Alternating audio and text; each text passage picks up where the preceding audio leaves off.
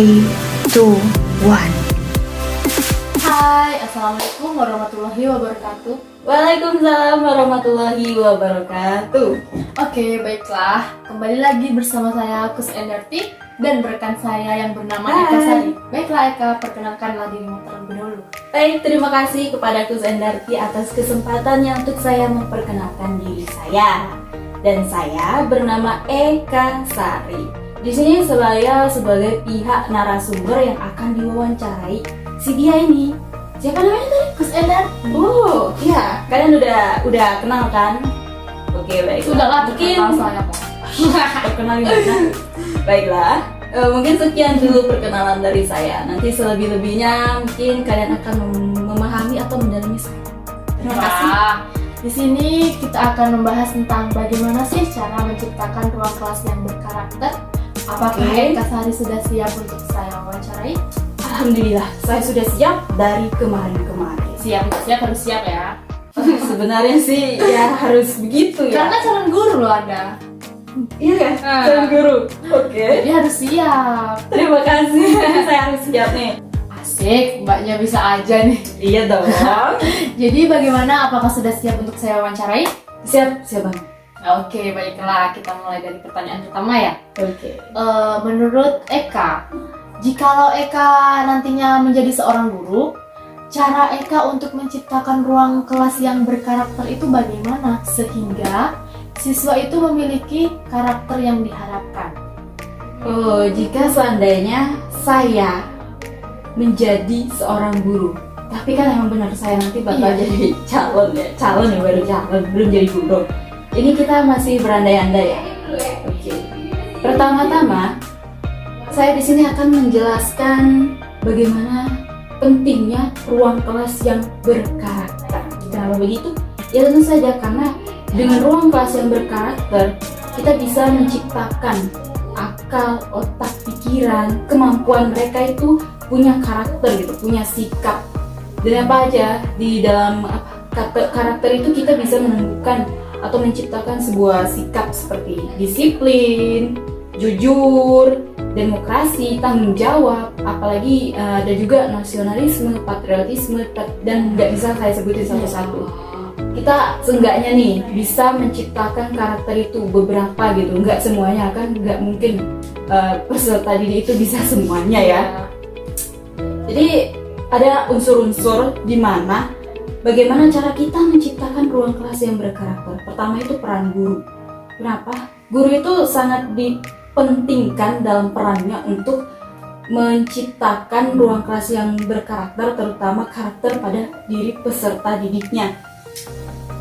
Guru itu harus bisa memberikan motivasi dan pemikiran positif mereka untuk peserta didik agar mereka itu punya kemauan untuk melakukan sesuatu positif yang mereka punya, seperti kemampuan, bakat, keterampilan. Sebentar. Eka tadi ada nyebutin motivasi. Oke. Motivasi seperti apa sih agar siswa itu dapat memiliki karakter yang diharapkan? Motivasi ya. Sebentar. Di sini saya mengambil contoh ya. Kita ibaratkan ya, umpamakan peserta didik itu seperti seekor ikan yang berada di dalam akuarium. Kita ibaratkan itu. Kita itu harus memotivasi mereka dengan perumpamaan. Kita nggak bisa nih ya. Kita nggak bisa. Misalnya dari seekor ikan itu menyuruh seekor ikan itu memanjat pohon. Kan nggak bisa, itu bukan korodanya ya. Karena dia bisanya itu ya berenang di sungai, di laut, di danau, itu ikan. Kalau memanjat pohon itu mustahil Kan mustahil. Jadi selamanya ikan tersebut akan menganggap bahwa dirinya itu bodoh jika kita suruh dia melakukan seperti itu. Seperti halnya begitu pula siswa. Ini buat motivasi para guru sendiri ya. Iya. Sebenarnya gitu juga untuk para siswa. Kita nggak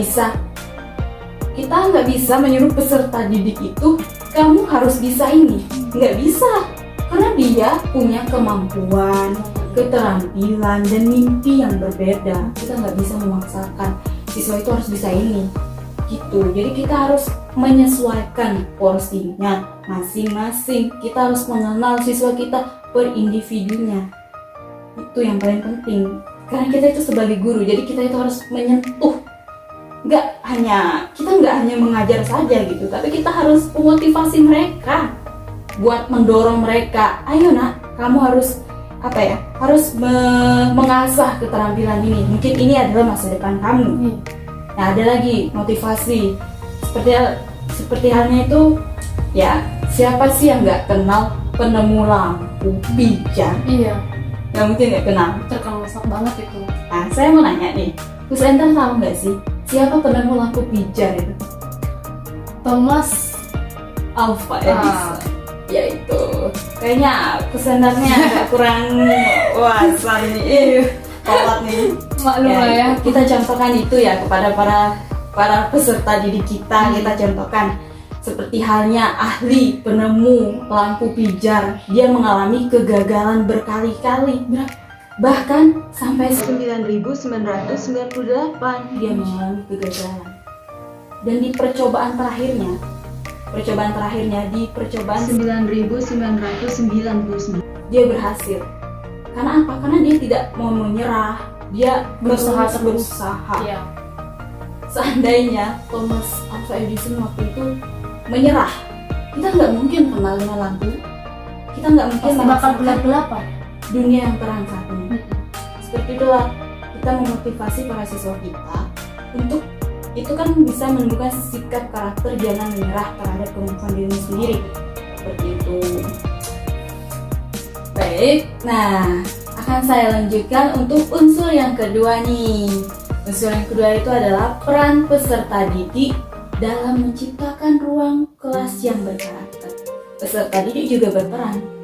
Kan nggak mungkin kita sebagai guru udah begini, tapi peserta didiknya masih ada yang acuh tak acuh gitu kan.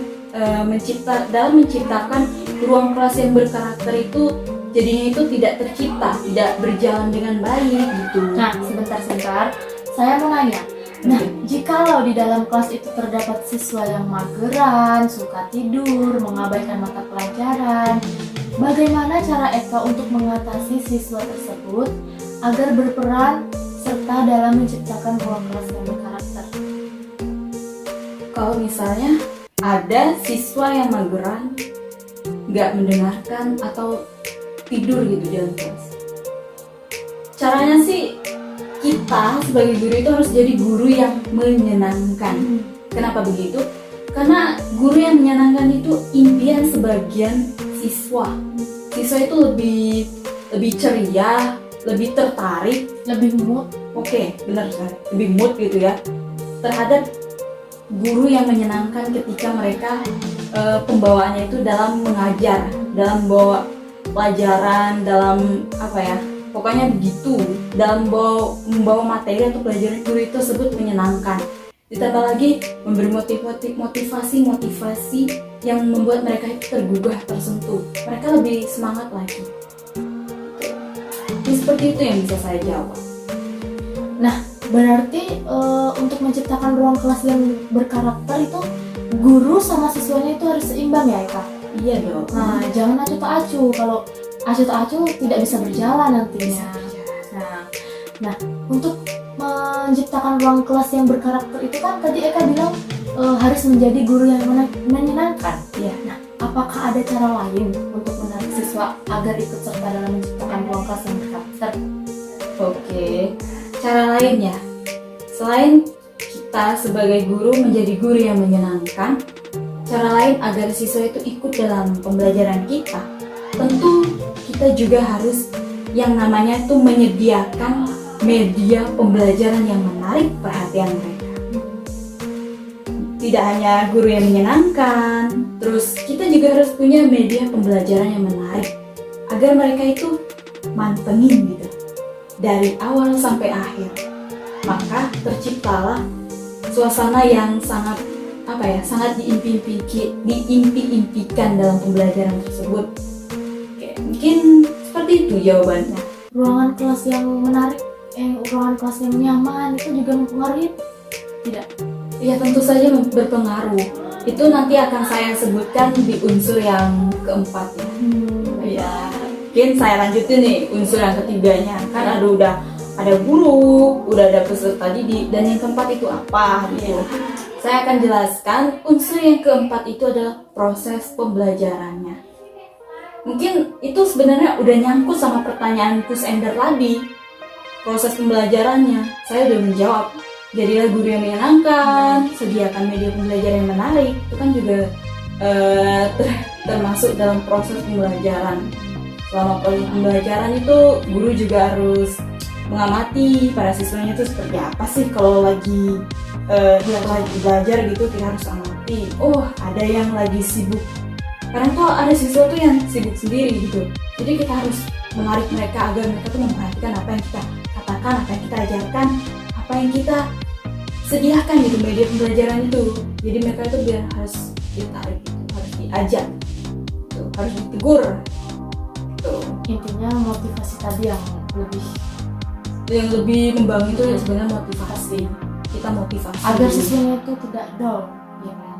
Ya, betul sekali. Baik, akan saya lanjut lagi unsur yang terakhir, ruang kelas.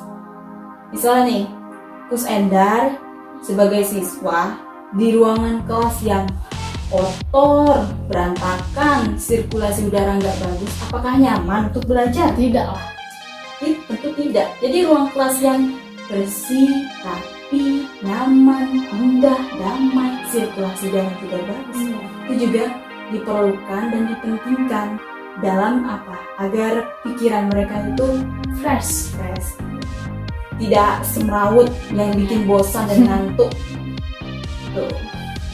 Mungkin sekian kali ya jawaban dari saya. Apakah ada pertanyaan lagi nih? Saya ini sebagai narasumber masih mampu loh ya untuk menjawab. Ini pertanyaan terakhir ya. Oke. Kan tadi Eka udah menjelaskan tentang guru dan peran siswa dalam menciptakan ruang kelas yang berkarakter. Oke. Nah, saya mau nanya nih sama Eka, apakah ada tantangan untuk menciptakan ruang kelas yang berkarakter? Jika ada, coba Anda jelaskan. Tantangan dalam menciptakan ruang kelas yang berkarakter ya pasti ada dong. Baik, saya jelaskan dulu nih ya. Iya. Sebagai guru itu pasti kita menemukan sebuah tantangan dalam menciptakan ruang kelas yang berkarakter. Dan dari sisi saya nih, seandainya gitu, kita kan masih berandai-andai. Seandainya saya sekarang guru. Tantangannya itu dari diri guru sendiri juga ada. Karena tuh nggak semua guru bisa menjadi guru yang menyenangkan. Tuh poinnya. Nggak semua guru bisa menjadi guru yang menyenangkan. Kadang-kadang tuh emang udah karakter guru tersebut seperti itu. Jadi kita nggak bisa memaksa gitu kan. Terus ada lagi, sebagai seorang guru kita juga memiliki tantangan dalam memahami tiap-tiap peserta didik kita. Kita nggak bisa langsung paham tiap-tiap individu per individu siswa kita gitu. Kita nggak bisa langsung langsung mengenal mereka dalam sekali pertemuan, 2 kali pertemuan. Kita harus mengenal mereka dalam waktu yang lama gitu. Kita nggak bisa menilai siswa kita sendiri itu dari covernya saja. Betul ya, covernya saja. Kita harus butuh proses juga dalam mengenal mereka. Untuk itu kita harus lebih dekat ke mereka gitu kan. Kita cari tahu apa nih sih potensi siswa saya yang satu ini. Oh, ternyata potensinya itu. Ya saya harus sebagai guru harus saya dukung. Jangan saya larang. Selama itu sesuatu hal yang positif, kita sebagai guru harus mendukung itu. Mungkin itu tantangannya ya. Enggak setiap siswa itu bisa bersikap terbuka, bisa bersikap open gitu kan. Ada juga siswa yang diem di kelas. Dan itu, Anda sebagai seorang guru harus bisa mendalami siswanya.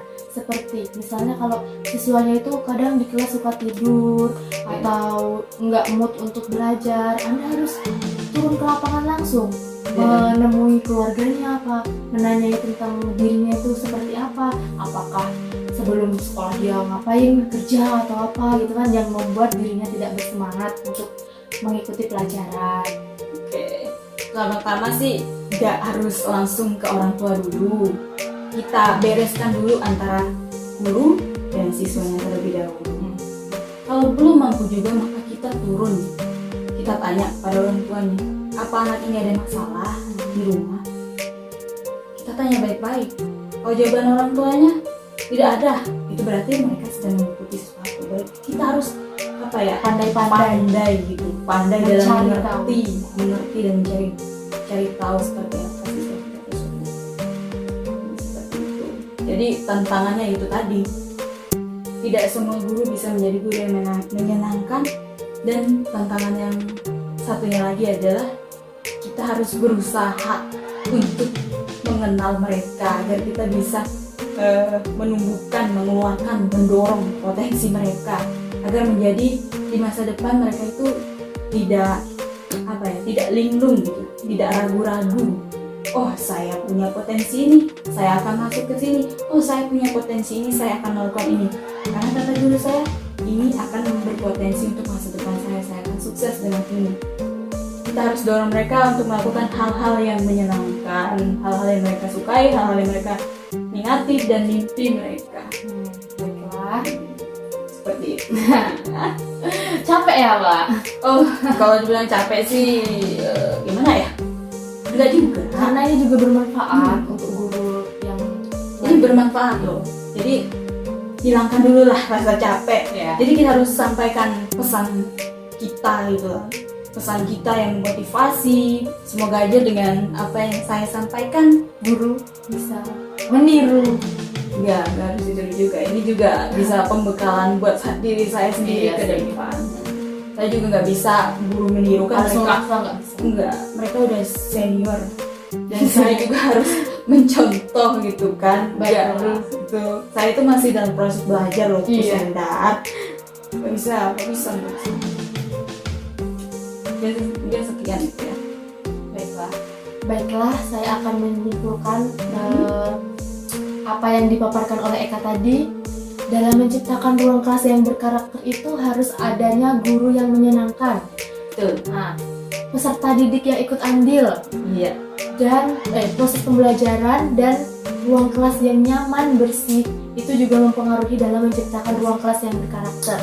Dan yang terakhir tadi itu ada tantangan guru dalam menciptakan ruang kelas yang berkarakter itu, seperti guru itu tidak semuanya bisa menjadi guru yang menyenangkan.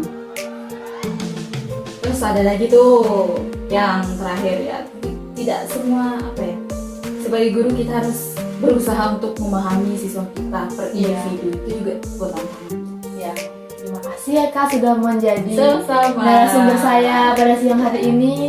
Sampai jumpa kembali di acara selanjutnya. Oke, Saya terima akhiri. kasih. Wassalamualaikum warahmatullahi wabarakatuh. Waalaikumsalam warahmatullahi wabarakatuh.